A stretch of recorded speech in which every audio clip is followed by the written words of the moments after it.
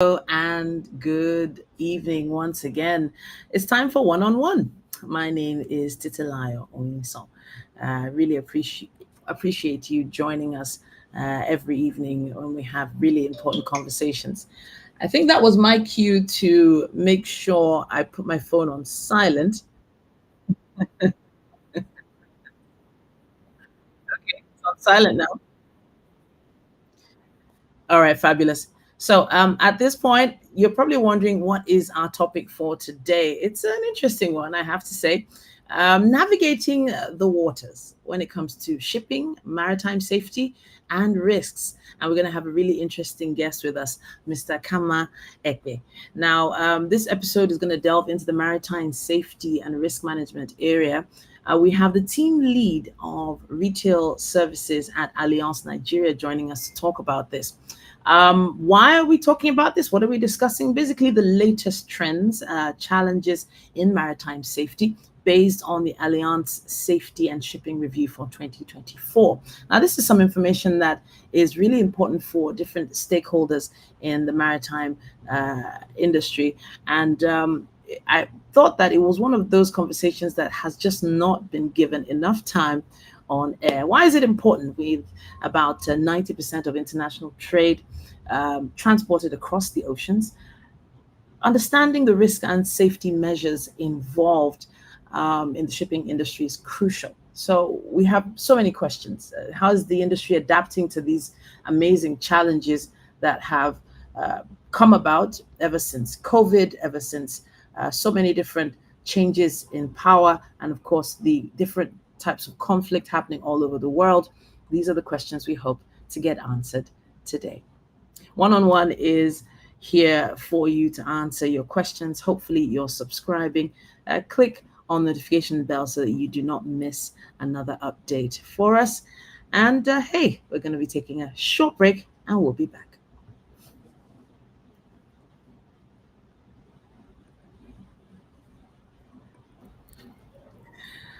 All right, then.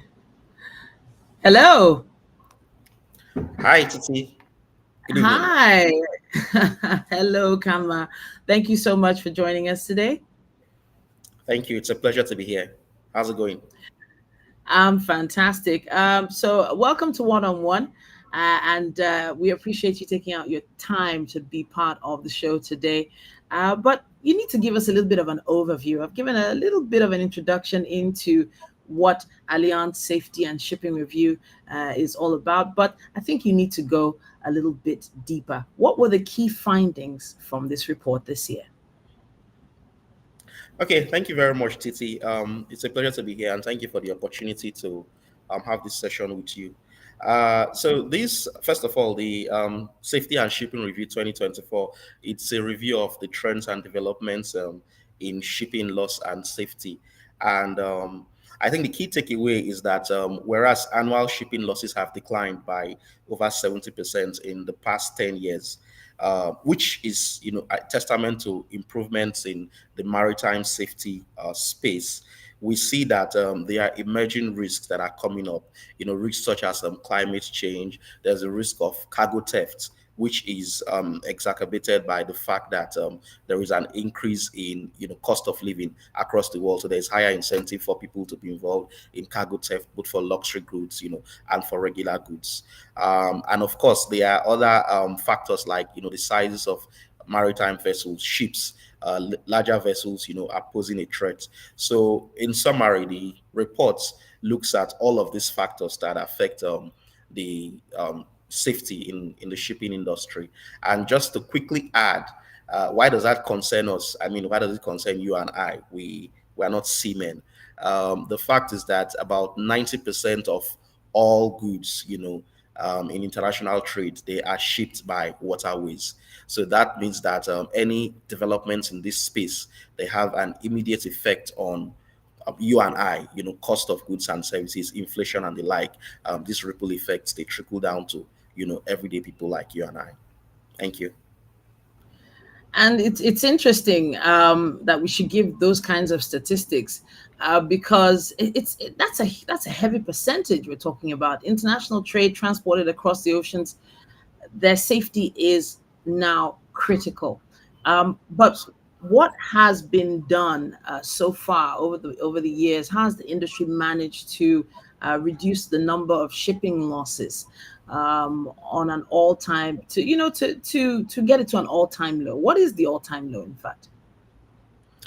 So for 2023, the number of vessels, and we're looking at vessels that are over 100 tonnage, gross tonnage, it came down to around 26, and that is coming down from over 80 vessels of similar capacity about 10 years ago.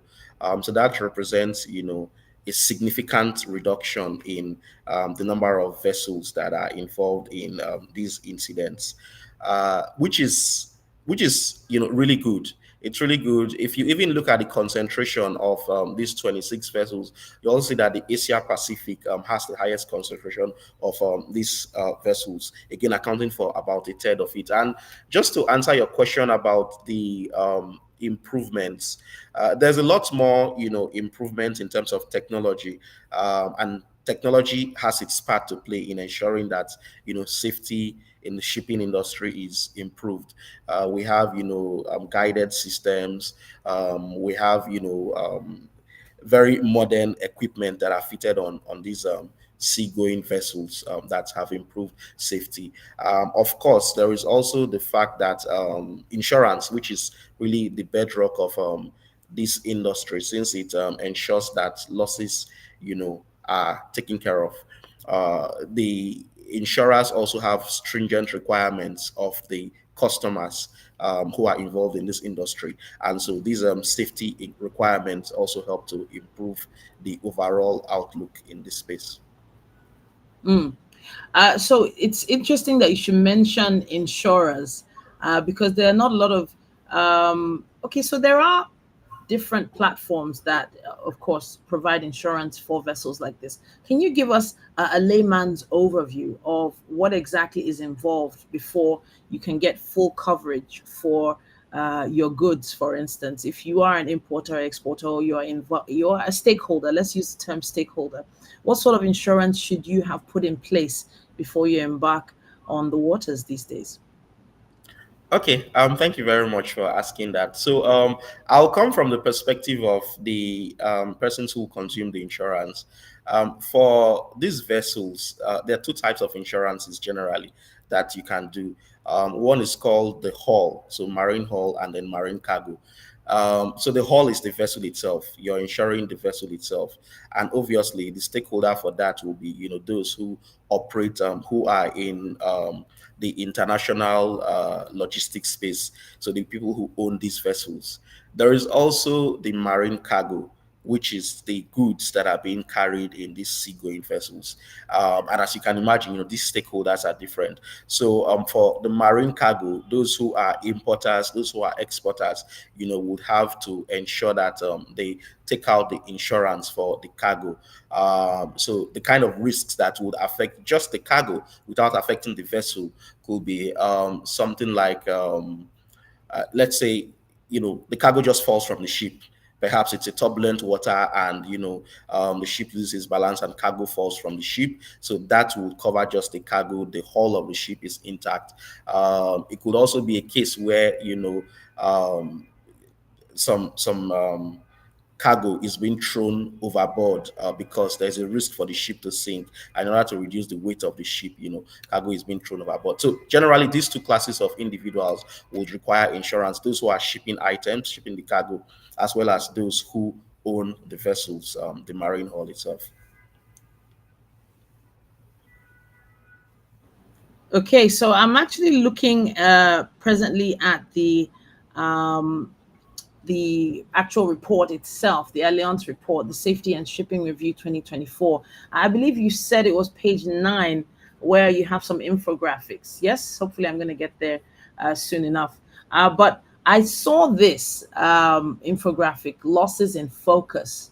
Yeah, I believe this is page 9. It says here, it gives here some analysis of the total losses by top 10 regions between 2014 and 2023. Now, when it says losses, does this mean the whole vessel? vessel losses in total. Break down what this infographic is telling us. Okay. So the total losses here, it covers both the incidents and any damage to the vessel itself. So what that really means is that if there's a reported loss whereby some cargo is lost, there's the possibility of an attack, theft, pirates. There are parts of the sea routes where there is an increase in pirates or theft attack. That could be a recorded loss. But in total, for 2023, we had just about 26 of those losses reported. And that is just a tiny fraction of the total losses in the last 10 years from 2014 to 2023, where we have 729.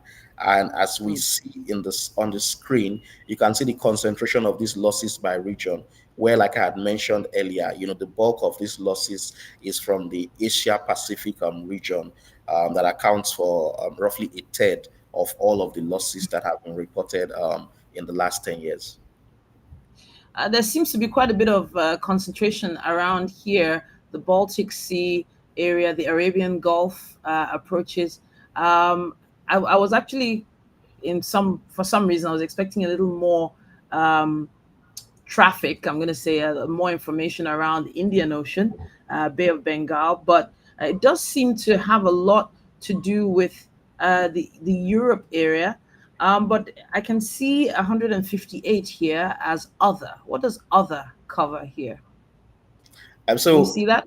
yes, so the Mm, 158 order is every other region. So this will be small pockets of losses, that do not. So I mean, you can see very clearly that there's just the West African coast there that is mm, covered in this yeah. report. Yeah, on the infographic. So pretty much Mm, every other part of Africa that is not covered, and other parts of Europe, Asia, the Americas will constitute that block. other. Yes. Okay. All right then. Okay, so it says here that total losses are in decline, meaning that the shipping industry has, of course, made some significant improvements when it comes to maritime safety in recent years. Um, is this basically to say that it is safer to ship now as opposed to 10 years ago? Generally, yes. Generally, yes. It's safer to ship now as opposed to 10 years ago. If you look at the 1990s, which is roughly about 3 decades ago, we saw an average of about 200 vessels, affected by these shipping losses a year.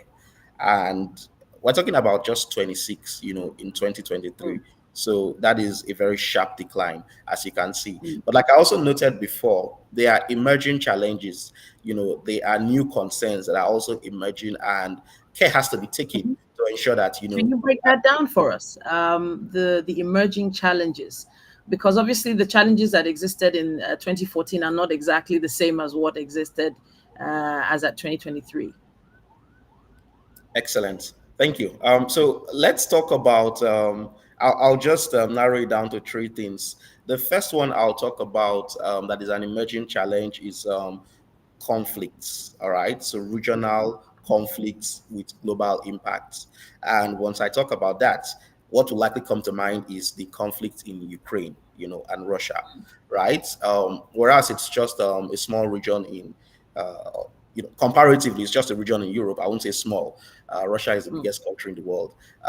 It's just a region in Europe. Yet, you see that there's a ripple effect on the rest of the world, because where there are global sanctions, and the countries involved are not able to, navigate certain seas with their vessels, what they do resort to, which is the insight from this report, is they resort to older vessels, which have more redundant technology. And so it's more difficult for you to spot them. So they are able to fly under the radar, as it were. That's an mm, emerging risk, because with that comes the risk of maybe a collision, because this vessel that is an older vessel with redundant technology is just not even detected. So it's like a mm, black market on the sea, if you can imagine that.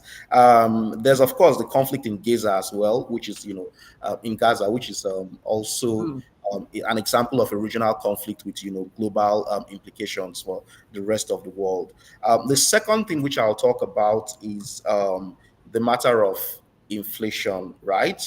So most countries in the world where cost of living is spiking, the attendant result is that crime will be on the rise, and Mm. this leads to an increase in things like piracy, and just really theft of the cargo. So in this report, we see that whereas there are no incidents like collision recorded in North America and the UK, we have a lot more incidents of theft recorded there, where cargo is stolen either while the vessel is at bay or out there in the water.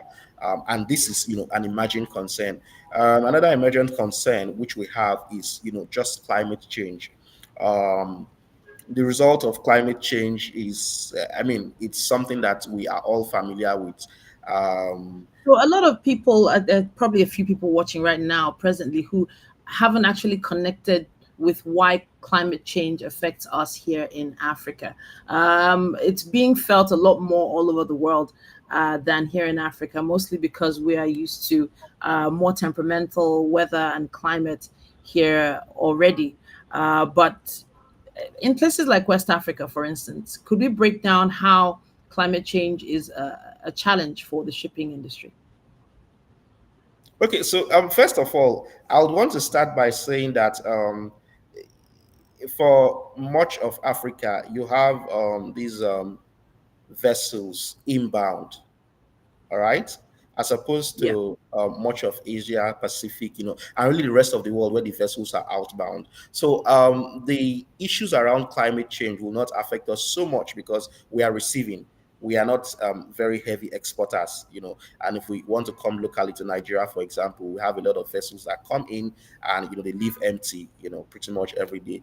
Mm. So much of these climate challenges, they affect us because we are receiving these cargo from the rest of the world, and those challenges that are affecting them in Europe, in Asia, in the United Kingdom, they all have an effect on us ultimately.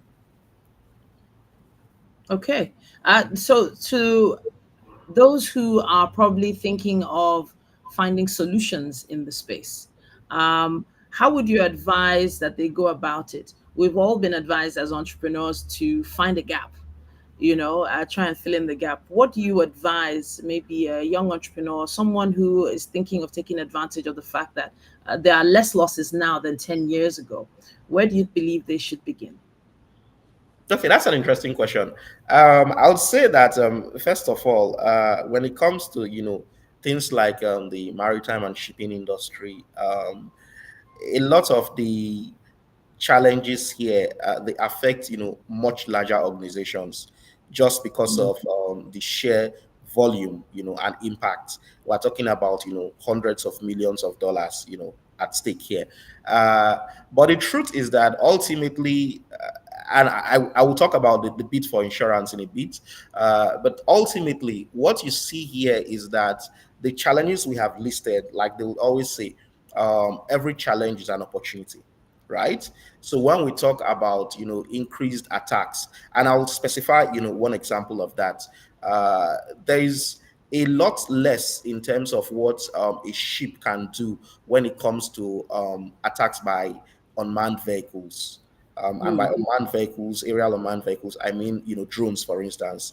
So because these drones are more accessible, they can easily be armed to deploy, weapons to ships on the water. Mm.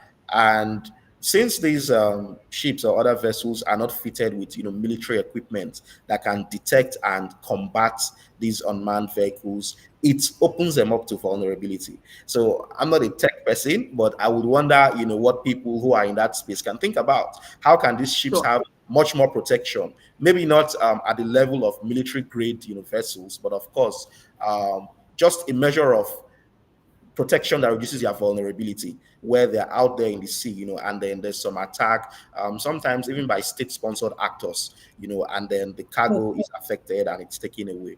Um, of course, as you'd suspect, I have to come to insurance, right? Because that's what I do. Sure. So Sure. you have to take out insurance.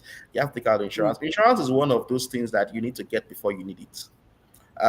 which may sound a little paradoxical because why do I get something that I don't need? But as we have already examined, especially because this space is becoming more and more volatile, you just cannot predict what will happen.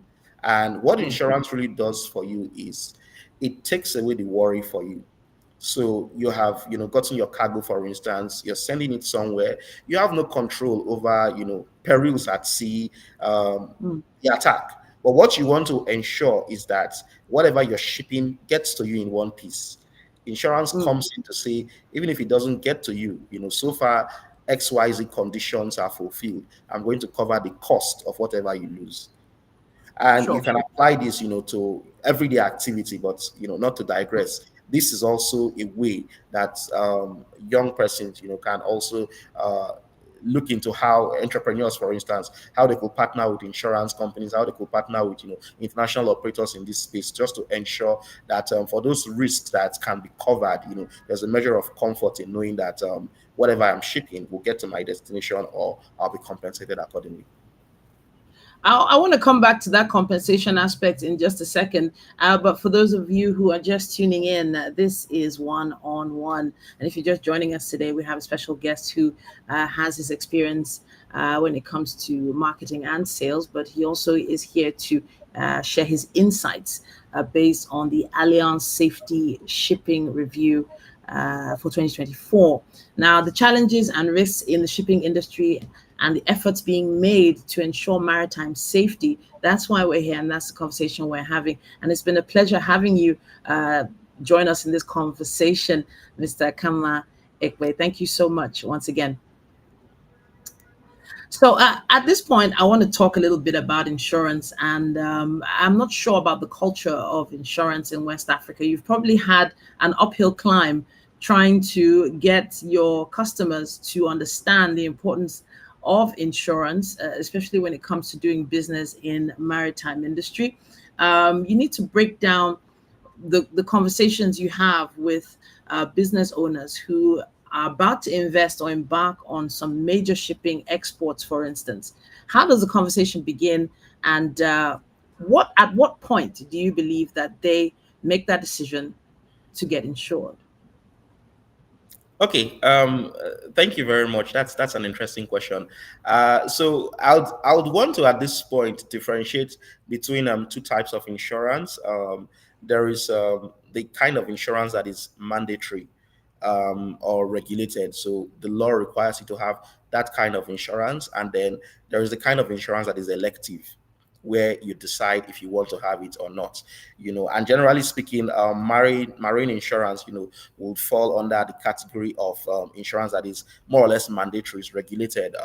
What you then have a measure of latitude uh, around is the extent of the cover you want to take. So insurance is a contract, really, which means that there is a very clear agreement, and very clear ink that says this is what will happen, and when this happens, this is what I'm going to give you. The elective part of this is that you need to increase the level of your coverage to ensure that you're not covering for just the basic perils, but things that are beyond. So you have a customer who probably takes out marine insurance, and the cover doesn't, and I'm just trying to make it as simple as possible. The cover doesn't account for, let's say, losses where things are thrown off the ship because it's sinking, for Mm, instance. So what you sure. need to do is to ensure that you have a more comprehensive cover. Pretty much the way we have motor insurance, you can have a basic cover, like a third party, as it were, and you can have a more comprehensive cover that increases the benefits to you and also increases the level of protection for you. But ultimately, governments have a large part to play. There has to be a lot of collaboration between the public sector and the private sector, because there's a limit to how much insurance can cover. And generally speaking, insurance does not cover losses that are almost certain to happen.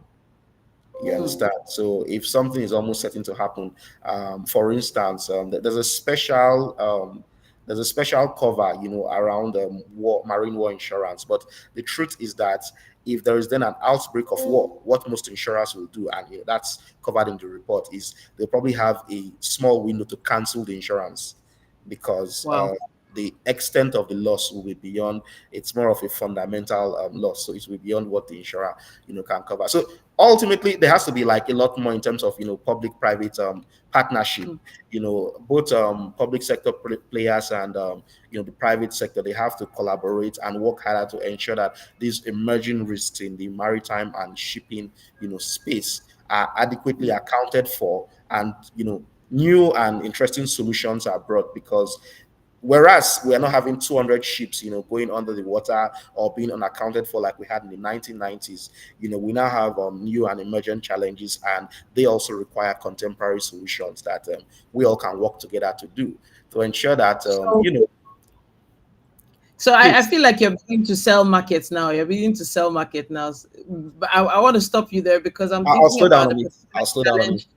I want to talk about a particular challenge which feels like it has been for well, hundreds of years. I'm talking piracy here. Is there piracy insurance? Is that a service that is readily available? Is it mandatory? I'm not sure. I have no idea. And I'm hoping you'll enlighten us on that. And of course, we've heard of an uptick in piracy, especially around the Horn of Africa. Um, West African coast, the Arabian Gulf. We keep hearing about piracy being on the rise there. Now, your risk barometer here sort of says, that there are other risks that are higher than piracy now, but it is still a factor, is it not? And is there insurance for that? Yes. So yes and yes, it's still a factor, and there is insurance for it. Piracy is theft. It's just a special kind of theft that happens on the water. So the insurance would cover for it. The ticker there is that what insurance will often do. So when you talk about the Horn of Africa, um, what insurance would probably do, or insurers will probably do, is if there is a predictability that there will be higher loss occurrence in a particular area or along certain routes, they would probably increase the premium. And the premium is the money you pay to the insurer, um, to cover for your cargo or your vessel. So the insurer will probably increase the premium. Now the challenge there is the person that owns the cargo or the vessel may then decline to have the full extent of cover just to save on his operating costs, because Mm. ultimately they're running a business, right? And every cost counts. The insurer may even decline the cover altogether if over and over again. So it's called a loss ratio, where you realize that insuring a particular route or a particular fleet, there is always a claim incident and you're running at a loss. Insurance is a business as well, just like the Mm. people in the aviation Sure. space are a business. So the balance here is to ensure that the premium being charged for the cover is reasonable enough for the persons to afford to pay. And where the risk is significantly higher, it's also for the business owner to have the foresight to pay the additional premium. Because what happens is, if the loss incident occurs and the cover is not comprehensive, then they have to pay out of pocket, to cover for the loss incident, which can severely set the business back. Sure. Now, we've touched on piracy just a little, but there's still some other areas that are a little, still yet a little unclear. Um, the future, obviously, the future projections. Uh, Allianz is all about, predicting, giving their predictions or assumptions as to the risks and challenges that could be happening in the future. Let's talk about future trends and challenges with this really increasingly complex landscape we find ourselves in now. How can shipping companies and insurers work together to mitigate these risks and, of course, ensure more safety, better safety statistics for the maritime operations? Okay, thank you. That's a good question. So what would ultimately happen, and let me start with looking forward. What will ultimately happen is that for hotspots where these piracy attacks tend to happen a lot, the the container shipping companies would have to find a way to reroute. So they'll probably start to avoid certain hotspots, like the Red Sea, like the Cape of Good Hope, and there's a band, as it were, the Houthi attacks. There's like a band on the sea that attacks you know shipping vessels across certain routes. So what will ultimately happen is there will be perhaps some rerouting where vessels, and shipping companies will avoid certain routes altogether. But there's an attendant cost to that, because if you're rerouting and you have to cover two times the distance you ordinarily have covered when you pass through a hotspot, it means that you probably have to have higher costs, for fueling, for supplies, and really every other operating cost for carrying the vessel from point A to point B. So the collaboration here for both insurance companies, and the players in the space, the shipping companies, is to ensure that it's carefully evaluated. A balance has to be struck. So, is it cheaper in the long run to probably take the hotspot routes and pay higher premiums, which will then account for the losses, and the insurance company can comfortably cover for the losses, or would it make more sense for them to pay lower premiums, reroute, and carry some of that cost, translate it into the operation where you are having to navigate a route that is twice or thrice as long. All of these conversations have to be had. But like you have already mentioned, there has to be a lot more collaboration in the space between all parties, the insurance companies, the shipping companies, as well as government players. So it's like a B to C to G collaboration. And looking forward, it is expected that with the emergence of new technologies, more intervention from governments to secure certain routes, there would be, of course, a steady decline. So the decline won't be halted, but there'll be a steady decline in the challenges of this industry.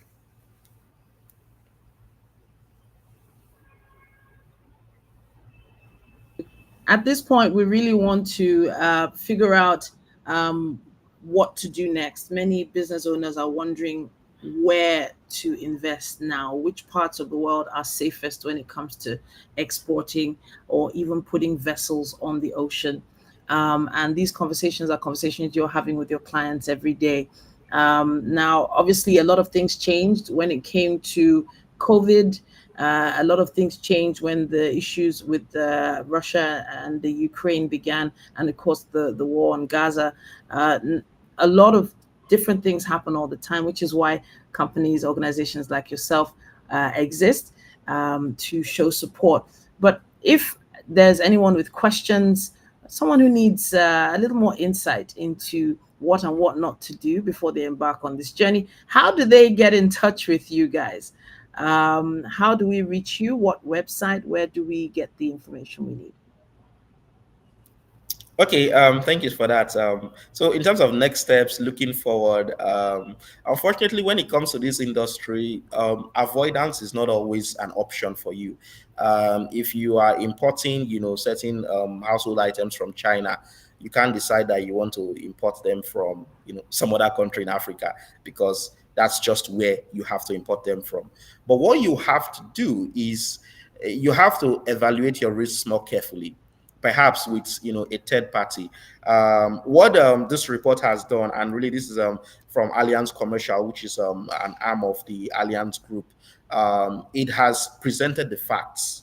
All right, and this report is publicly available. You can go to the website www.allianz.com, and you can visit the website and get this report as well as other reports. So it presents the facts of the matter for you. What you then do going forward is you evaluate the risks, perhaps with a third party, and see how you can mitigate the risks. Insurance has an important part to play in managing the risk. Insurance is a risk management tool at your disposal. There may be other risk management tools at your disposal. So you have to holistically examine your exposure and see what tools are in place. Insurance, of course, being one of those. In terms of reaching out to us, the local website here for Nigeria is www.allianz.ng. So you can reach out to us. You can request for a quote. We offer the marine insurance here in Nigeria, and Mm. even if it happens to be, something that its scope is beyond us, we also can refer to our sister companies, as it were.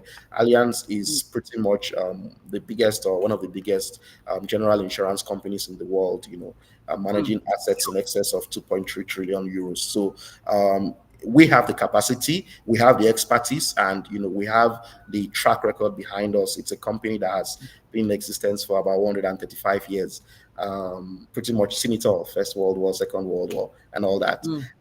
And this is the confidence that we have, that we can provide the solution for you. We can also customize the solution to suit your specific needs, just so that your business is not as exposed, and you can be able to continue to provide the essential services that you do. Thank you so much for joining us once again, Mr. Kanma Ekpe, team leader for retail sales at Allianz Nigeria. Thank you for breaking down this issue, navigating the waters when it comes to shipping safety, and of course the latest trends and challenges when it comes to maritime safety, based on the Allianz Safety and Shipping Review for 2024. That image you're seeing there is of the Suez Canal. I've not actually seen a bird's eye image of it before, but I do believe that the Suez Canal is one way on certain days and another way on certain days. Am I right about that? It goes in one direction on some days and another direction on other days. Yes, pretty much, actually. There was some traffic there some months ago when a particular shipping tanker had some issues and blocked the entire Suez Canal. I just want to ask you just a wrap-up question. Do you have insurance against delays such as what happened on the Suez Canal? Yeah, so again, it has to do with the impact of the delay. If it's a perishable good that is being imported, where the delay would lead to perishing of the goods, and of course, insurance would cover for that, depending on the scope of cover, like I mentioned before. There is another aspect of insurance, different from marine insurance, and it will not ordinarily cover for things like this where there is no material damage. But yeah, you can have a sort of insurance, and this is more about your local operations onshore, not offshore. You can have a measure of insurance that covers for your business interruption. So maybe not on the waters, but while you're on land, if there is some material damage, some attack to your site of operations or whatever, and your business is interrupted as a consequence, then what happens is the loss can be calculated, it can be quantified in naira and kobo, and the appropriate compensation can go out from the insurance company. All right. I know I've taken up a little more of your time than planned. We've actually gone past 30-minute mark, but thank you so much once again, Mr. Kanma Ekpe, for joining us today on One-on-One. I will be following up with you on LinkedIn, and hopefully if anyone has questions, they will drop them right there in the comment section on whatever platform they are listening or viewing us from. We are live on LinkedIn, YouTube, and of course Instagram. We're also on Audible, we're on Spotify, we are on iHeartRadio, and in fact wherever you get your podcasts, you're listening right now. Use the comment section and we'll be getting back to you with the information that you need. All right then, till next time, Mr. Kanma, thank you so much for joining us. The pleasure is all mine. Thank you so much, and thank you to our viewers. Okay, then. So you heard it all here. There was so much information there to digest, a little more than I planned to share, in fact. But it is an issue that not a lot of people have paid mind to. And that's one of the conversations I said I was going to make sure I have on One-on-One. It's all about putting a spotlight on issues that, in my opinion, don't get enough spotlight or airtime. Let me put it that way. I will be opening up the comment section and of course our email for anyone who would like to also join us right here on One-on-One. And it's really easy. All you have to do is send us an email. That's dynamitepodcastnetwork@gmail.com. That's dynamitepodcastnetwork@gmail.com. And as soon as you send an email, we will be getting back to you and booking you in as soon as we can. All right, then. Once again, my name is Titilayo Oyinsan. Make sure you subscribe, hit the notification bell, follow, join us until the next time we go live. Have a great day. Bye.